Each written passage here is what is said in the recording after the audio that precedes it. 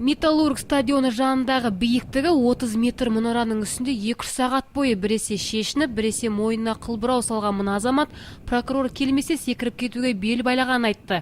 Серік Шарынов атты азаматтың айтуынша қаланың тәртіп сақшыларының бірі оған қысым көрсеткен көрінеді.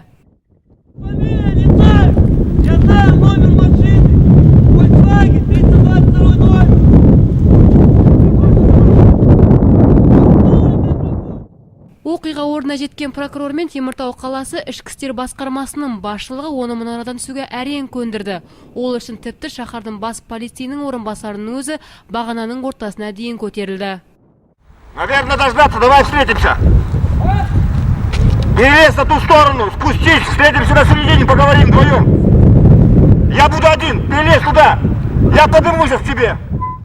Жерге аман есен түскен Серік Шарыновтың өзі құзырлы орган қызметкерлері жеткенде өзінің Қанат есімді полицейдің қысымына ұшырағанын жайып салды. Оның айтуынша, әлгі тәртіп сақшысы статистиканы жақсарту үшін оны ұсақ қылмыстар жасауға мәжбүрлеген. Келіспесе, қол жұмсап қорқытып үркітеді екен. Прокуратураға сан рет шағымданса да құлақ асар жан табылмаған соң өзіне осылай назар аудартуға бел буыпты. Қаланың ішкі істер басқармасында қызмет ететін полицей мені және отбасымды қыспақ қалып жатыр.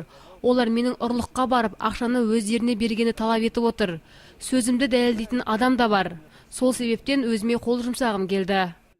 Оқиға орнына Теміртау қаласы төтенше жағдайлар басқармасы қызметінің құтқарушылары, жедел жәрдем, прокуратура өкілдері келді. Сонда жерге түскен Серік Шарынов өзіне қысым көрсеткен полицейдің үстінен арыз жазып, әділеттілікті талап етті. Оқиғаны мән-жайын анықтау үшін жас жігіт Теміртау қаласының прокуратурасына жеткізілді. Ақерке Заирова, Нұрлан Егенберген, Владислав Шагиров, Сфера арнасы.